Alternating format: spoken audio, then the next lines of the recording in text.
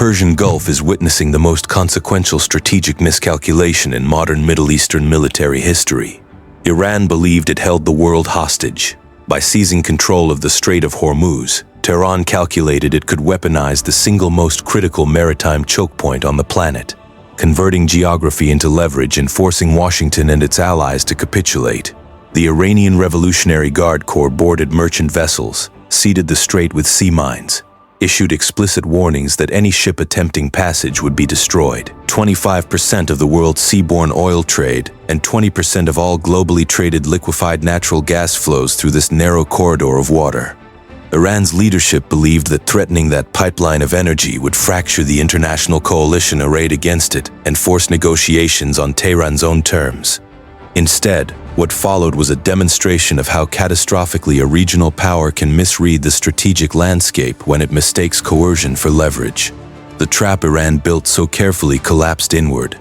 The consequences of that collapse are now reshaping the entire military and economic architecture of the region. The numbers coming out of the strait in the opening weeks of the crisis tell the story with brutal clarity. The International Maritime Organization documented approximately 20,000 mariners and 2,000 ships stranded inside the Persian Gulf as the blockade took hold.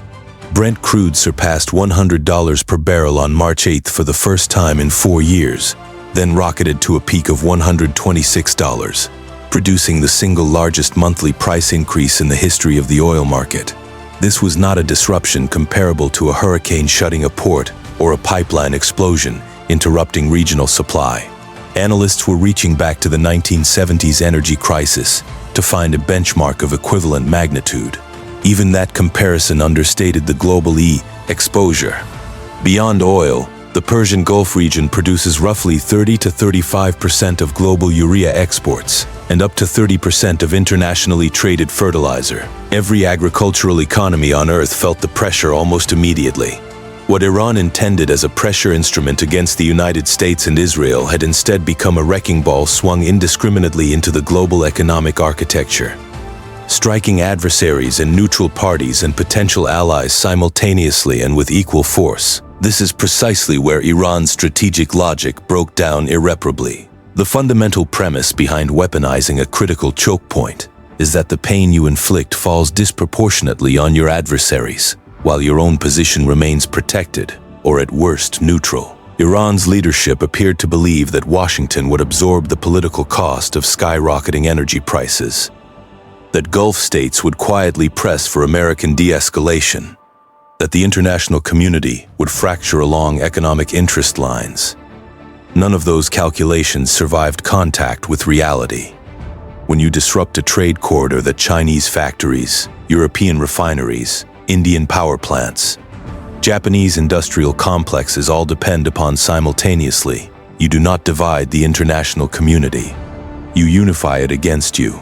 Every government from Tokyo to Berlin suddenly had a direct, immediate, quantifiable reason to see Iran's blockade end as rapidly as possible. Most of those governments had no ideological objection to American military force being used to achieve exactly that outcome. The Gulf Cooperation Council states represent the most striking example of this dynamic playing out in real time. Saudi Arabia, the UAE, their neighbors had spent years attempting to manage their relationship with Iran through a combination of cautious diplomacy and quiet alignment with American security guarantees. They had not requested that the United States initiate military operations. In the early days of the conflict, they were actively encouraging diplomatic channels and seeking de-escalation. But Iran then made a decision that eliminated any remaining ambiguity about its intentions. Iranian missile and drone strikes began hitting civilian and economic infrastructure across the Gulf states directly, striking oil facilities, ports, airports, and city centers. The UAE absorbed the most concentrated punishment of any GCC member, with 48 confirmed significant hits, including strikes on the Burj Al Arab, the Dubai International Financial Center, Jebel Ali Port, the Ruwais Refinery, Fujairah's petrochemical complex, even Amazon Web Services data centers. These were not military targets. They were the economic heart of a modern commercial civilization. Within 2 weeks, the same Gulf governments that had urged restraint were pressing Washington not to end operations until Iran's military capabilities had been fundamentally and durably weakened. Iran had set out to divide the coalition. It constructed, through its own strikes, the most unified front against itself that Tehran has faced in decades. But can Iran actually sustain this level of conflict against the combined weight of American naval power? The answer emerging from the strait is definitive. It arrived in one of the most symbolically powerful naval operations in recent memory. President Trump authorized Project Freedom, a direct American military escort operation designed to push stranded commercial shipping out of the Persian Gulf and through the Strait of Hormuz under warship protection. The centerpiece of this operation was the transit of two United States Navy Arleigh Burke-class guided missile destroyers, USS Truxtun and USS Mason, through the strait itself. Iran responded exactly as it had threatened. Small attack boats swarmed both vessels. Missiles launched. Drones filled the airspace above the corridor. What Iranian commanders presented as an overwhelming asymmetric barrage was, by any objective operational measure, a catastrophic tactical failure. Not a single projectile struck either American destroyer. Apache attack helicopters operating in support of the transit sank 6 Iranian small boats. Every missile, every drone, every threat that Iranian forces sent toward those two ships was intercepted, defeated, or destroyed. The destroyers completed their transit without sustaining damage or casualties. How Russia failed to stop Ukraine's drone offensive emerged as a central question in that conflict's analysis. Here, the parallel question demands equal scrutiny. How did Iran expect to sustain a blockade against a naval force with this level of integrated air defense capability? The Iranian military's doctrine for controlling the strait rests on a concept of asymmetric mass. The same conceptual framework that has seduced other regional powers into catastrophic overconfidence. Swarm the adversary with small boats, overwhelm radar with simultaneous drone launches, exploit the geographical constriction of the waterway to neutralize the technological advantages of larger ships. This doctrine might present a genuine challenge to a lightly defended commercial vessel operating alone. Against 2 Arleigh Burke destroyers supported by Apache helicopters and integrated air defense networks, it encountered the same mathematical collapse that Ukraine's drone swarms have inflicted on Russia's layered defense systems, except operating in reverse. The attacker's saturation attempt, PT, simply could not generate enough simultaneous legitimate threats to overwhelm the defensive processing capacity of American combat systems at that technological tier. The economic dimension of Iran's military failure cuts even deeper than the tactical outcome suggests. Consider the cost structure of what Iran deployed against USS Truxtun and USS Mason during that transit. Small, fast attack boats, crew-intensive and fuel-dependent, ballistic and cruise missiles representing significant portions of Iran's finite strategic inventory. Drone platforms that, while cheaper than missiles, still require maintenance infrastructure and technical personnel that sanctions have made increasingly scarce. Now consider the outcome. 6 attack boats sunk, missile and drone salvo neutralized, American ships undamaged. Iran spent real strategic capital that takes months and hard currency to replace, to achieve absolutely zero military effect. Meanwhile, the transit itself demonstrated to every shipping company, every insurance underwriter, every government watching that American military capability can guarantee passage through waters Iran claimed it controlled absolutely. The blockade's central premise, that Iran could make the strait genuinely impassable for determined adversaries, collapsed in a single afternoon of naval operations. The commercial shipping data crystallizes just how total that collapse has been in practical terms. Traffic through the Strait of Hormuz had already dropped more than 90% from normal volumes as the conflict intensified. As shipping companies rerouted to avoid the conflict zone even before American escorts began operating.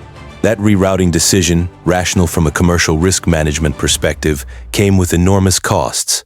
Ships that normally transited the strait in hours were adding weeks to their journeys, sailing around the Cape of Good Hope, burning additional fuel, paying additional crews, delivering cargo on schedules that were disrupting downstream industrial production on multiple continents. Yet even that 90% reduction in traffic represented a commercial strip, cost that ultimately fell on the global economy, not on Iran's strategic position. When Project Freedom demonstrated that American escorts could push commercial shipping through the strait against active Iranian resistance, The calculus shifted permanently. Iran could no longer credibly claim that the strait was closed.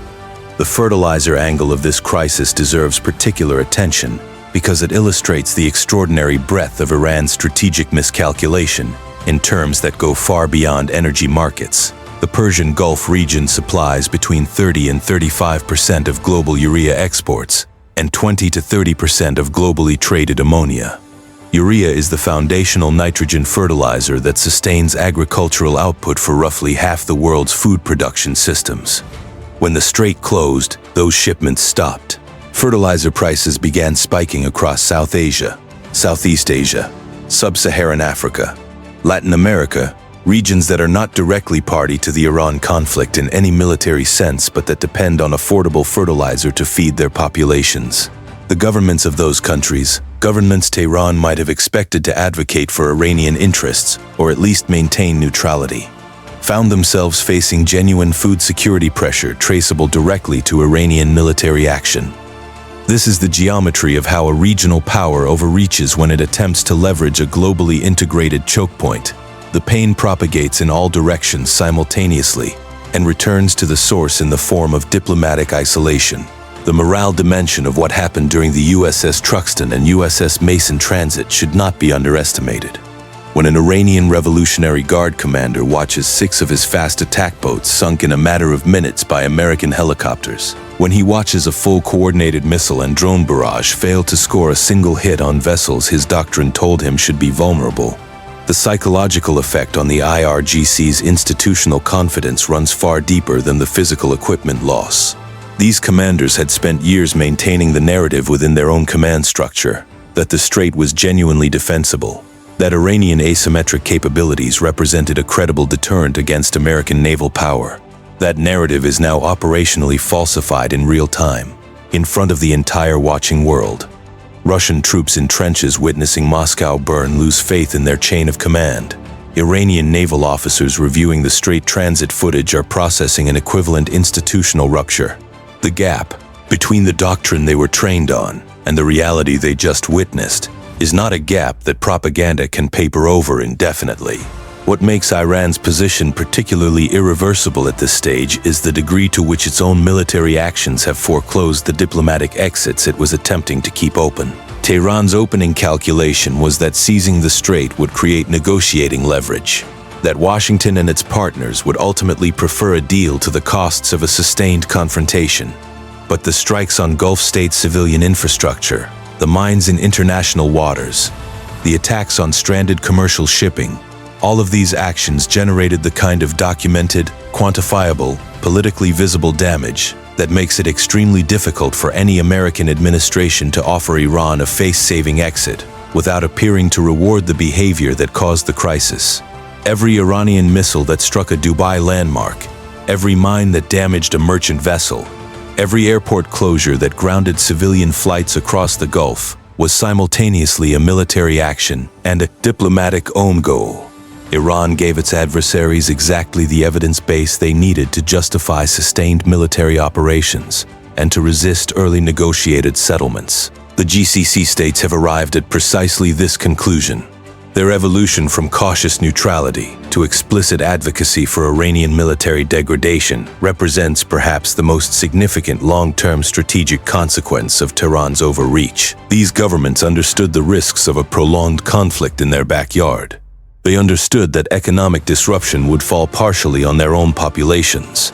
They made that calculation and still concluded that the threat posed by an Iran that believes it can close the strait, strike Gulf capitals, attack civilian infrastructure without decisive military consequence is more dangerous than the economic pain of the current conflict. That is an extraordinary diplomatic transformation achieved entirely through Iranian military action. Tehran wanted to demonstrate strength. What it demonstrated instead was the absence of any strategic ceiling on its willingness to cause indiscriminate harm. That demonstration produced the opposite political effect from the one intended. The technical failures that Iran encountered during the Strait Transit operation mirror the same fundamental dynamic that has defined the drone war in Ukraine, though the physics manifest differently. In Ukraine, Cheap swarm weapons defeated expensive layered defenses by exploiting the mathematical mismatch between the cost of interception and the cost of the attacking drone. In the Gulf, American precision-guided weapons and integrated combat systems defeated Iran's saturation by numbers approach by operating at a technological tier that Iran's asymmetric doctrine simply was not designed to address. The Apache helicopters that sank those 6 fast attack boats did not require multi-million-dollar missiles to do it. They used weapon systems optimized exactly for that target class. The surface-to-air defenses aboard USS Truxtun and USS Mason were not dealing with the same radar saturation problem that confronted Russian Pantsir systems facing Ukrainian swarms. This was because the Iranian attack profile, while numerically significant, did not approach the density required to overwhelm modern American naval combat management systems. Iran brought a quantity problem to a quality contest and discovered that the gap between those two levels was not bridgeable by sheer numbers alone. The arithmetic of this conflict continues to accumulate against Tehran in ways that reach far beyond the immediate military balance.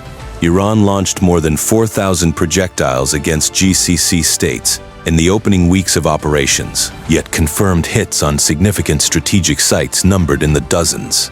That is a strike effectiveness ratio that would be considered catastrophic in any operational assessment.